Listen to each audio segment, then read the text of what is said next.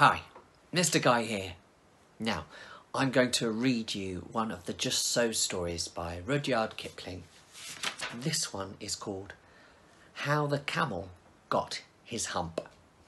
But before I read it, I want you to think about what you already know about camels. Can you think of 3 facts or things that you know about camels already? Can you write down for me 3 adjectives to describe a camel? Can you write down for me 3 adjectives to describe a desert? Can you think about how many animals there are in this story and which one is your favourite one and why? How the camel got his hump.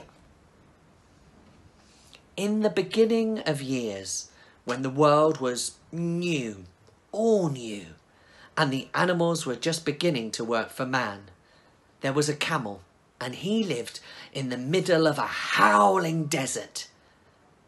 He did not want to work. And besides, he was a howler himself. He belonged there. So he ate sticks and thorns and tamarisks and milkweed and prickles. But he was excruciatingly idle. And when somebody spoke to him, he just said, just, and no more. Presently, a horse came to him on the Monday morning.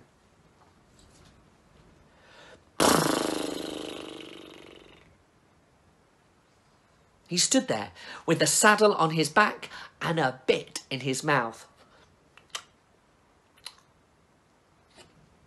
Camel, oh camel, why don't you come out and trot like the rest of us?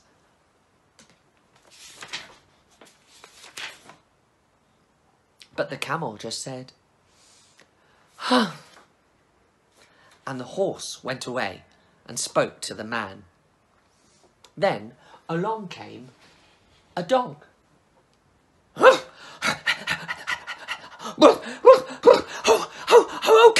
Oh camel, come and fetch and carry like the rest of us. Oh do. Harumph, said the camel, and the dog went away and told the man. Finally, along came an ox, and the ox said, Camel, oh camel, come and plough like the rest of us. And the camel said, and the ox went away and told the man. At the end of the day, the man called the horse, the dog and the ox together and said, 303, I'm very sorry for you working so hard with the world so new and all, but that huffing thing in the desert won't work, or he would have been here by now. So I'm going to leave all the work to you. You must double up your time and make up for it. That made the 3 animals very angry, especially with the world new and all. And they had a powwow at the edge of the desert. And the camel just sat there, chewing milkweed. Most excruciatingly idle and lazy he was. And the 3 of them just looked at the camel as he sat there eating and laughing. And then he said, and they went away. This is the picture of the djinn making the beginnings of the magic that brought the hump to the camel. First he drew a line in the air with his finger and it became solid. And then he made a cloud and then an egg shape. And then you can see at the bottom of the picture there is a magical pumpkin that turned into a big white flame. Then the djinn took his magic fan and he fanned the flame till the flame turned into magic itself. It was good magic, and a kind magic, really, though it had to teach the camel a lesson about how the camel was being lazy. The jinn is in charge of all deserts, and he was one of the nicest jinns, so he would never do anything really unkind. So, questions. Who do you think the writer wrote these stories for? Do you think that the hump that the camel has is magical? Can you think of a better word to describe the hump that the camel has? Can you tell me or explain to me why? If you could have something magical put onto you, maybe some wings or extra ears to help you with some fantastic listening, what thing or skill could you add to your body? And why would that be useful or exciting?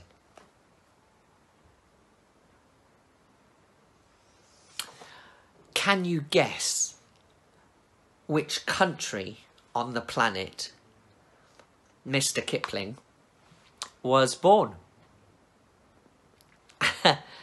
And finally, are you anything like the camel? Have you ever been caught responding to somebody asking you to do something with a along came a jinn? Now a jinn is something very similar to a genie, a bit like the one in Aladdin perhaps. Well, this jinn was the jinn that was in charge of all the deserts, and he rode in on a cloud of dust. Jinns always like to make big entrances because that's the way that magic is. And he stopped and he looked at the three animals having a powwow on the edge of the desert.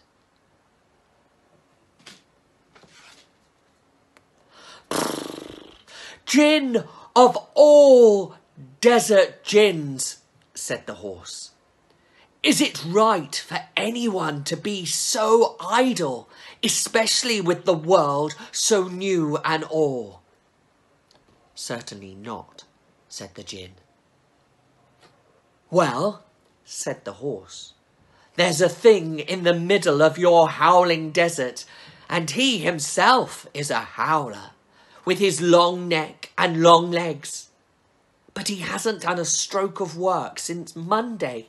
He won't even trot. Whoa, said the jinn, whistling over his teeth. That's my camel.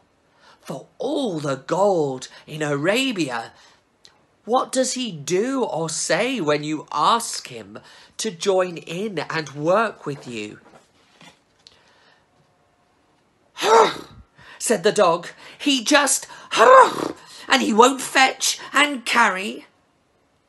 Does he say anything else at all when you ask him? Only hurrah, said the ox. He won't even plough. Very good, said the jinn. I'll deal with him if you will wait kindly for a minute here. The jinn unrolled himself his dust cloak and took across the desert. He found the camel, who was sitting there, excruciatingly idle and lazy, looking simply at his own reflection in the pool of water in front of him. My friend, said the jinn, what's this I hear of you doing no work, especially with the world so new and all? Harumph, said the camel. The jinn sat down next to the camel with his chin in his hand and thought magical thoughts, great magical thoughts, whilst the camel sat simply staring at his reflection in the pool. You've given the three animals extra work ever since Monday because you're lazy.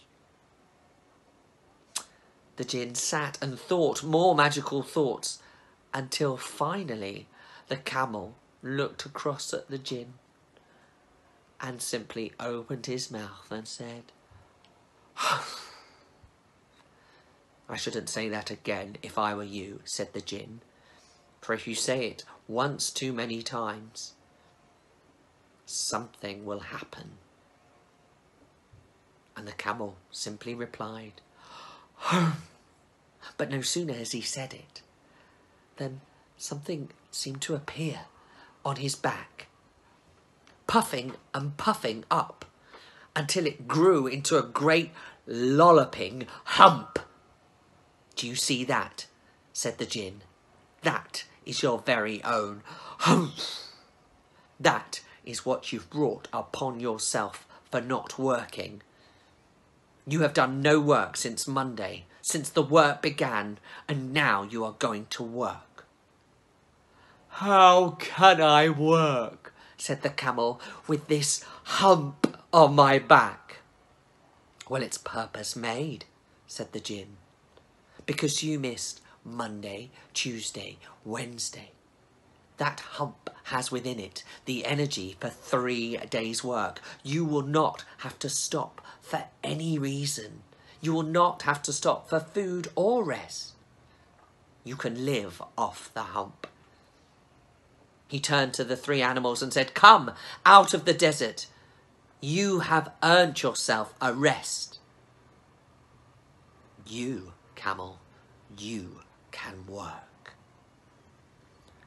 The camel simply replied, humph, and set about working hard.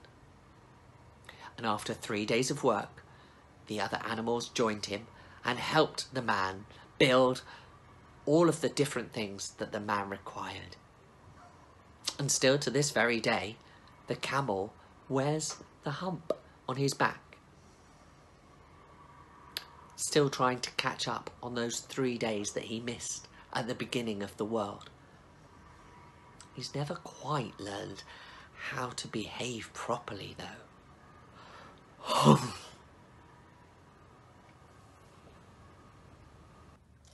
Here is the picture of the djinn in charge of all the deserts, guiding the magic with his magic fan.